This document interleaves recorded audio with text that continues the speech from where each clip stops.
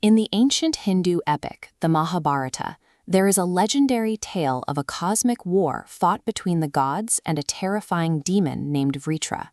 Vritra and his forces had a tactical advantage. They retreated to the very bottom of the ocean, hiding in depths where the gods could not reach them. Desperate, the gods turned to sage Agastya. To expose the demons, the sage performed a miracle. He simply cupped his hands and drank the entire ocean, leaving the seabed dry and the demons defenseless. This legend represents a profound use of power, the literal emptying of the earth to preserve the survival of humanity. Thousands of years later, a modern superpower actually replicated this mythological feat. They drained a sea. Sitting between Kazakhstan and Uzbekistan, the Aral Sea was once a massive, thriving body of water. At over 26,000 square miles, it was larger than almost any of the Great Lakes in North America. This infographic outlines the physical boundaries of the Aral Sea over time. Look at the progression from 1960. Over the decades, the deep, vibrant blue expanse evaporates, fracturing into isolated, shallow puddles by 2008, losing 90% of its volume in a single generation. The sea didn't vanish due to a sudden geological shift or a change in global temperatures. It was the result of a calculated, industrial-scale intervention. By the mid-20th century, the Soviet government developed an intense obsession with agricultural self-sufficiency. Specifically, they wanted to dominate the global production of cotton, a highly profitable export crop they called white gold. This map illustrates the Aral Sea watershed.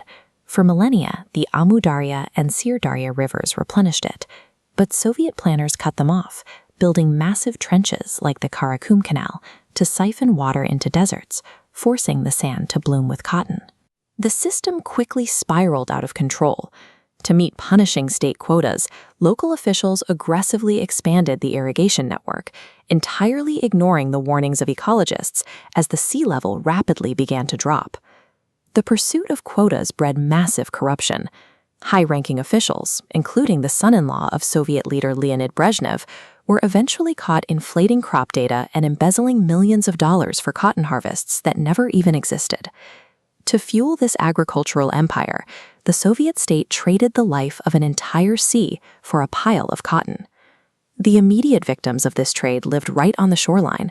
Consider Muynak, a bustling harbor town in Uzbekistan that once supplied 3% of the entire Soviet Union's annual fish catch. As the rivers were choked off, the shoreline retreated so rapidly that the locals couldn't dig canals fast enough to keep up. Entire fishing fleets were stranded exactly where they anchored, marooned in the sand as the water vanished beneath them. For men like Jetpispai Ibragimov, who spent his entire life working the water, the disappearance of the Aral forced him into early retirement. His livelihood evaporated along with the sea.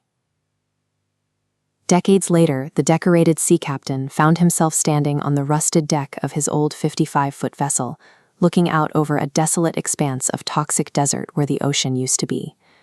The obsession with white gold robbed tens of thousands of people of their economy, erasing a centuries-old cultural identity in a matter of decades. In the ancient myth, sage Agastya emptied the ocean to expose a demon so the gods could destroy it. The Soviet planners effectively uncovered a different type of threat, a chemical monster that had been accumulating on the seabed for decades. For years, those sprawling cotton farms were saturated with harsh, banned chemicals like DDT. The agricultural runoff drained straight into the Aral Basin.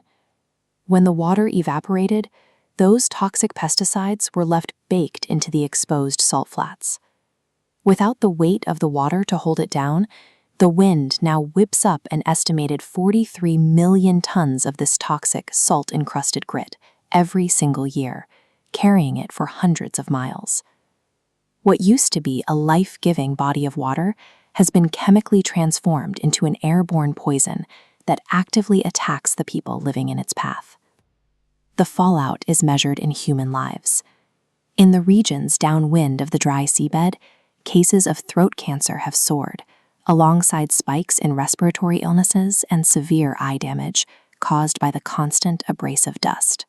Near the city of Nukus, researchers began finding traces of agricultural pesticides in the breast milk of local mothers, while the surrounding area recorded devastating infant mortality rates. Our oldest stories imagine humans wielding godlike power to cleanse the world of evil, but looking at the scarred basin of the Aral Sea, we see the reality. When humanity attempts to bend the forces of nature to its will for the sake of profit, the damage left behind cannot simply be reversed.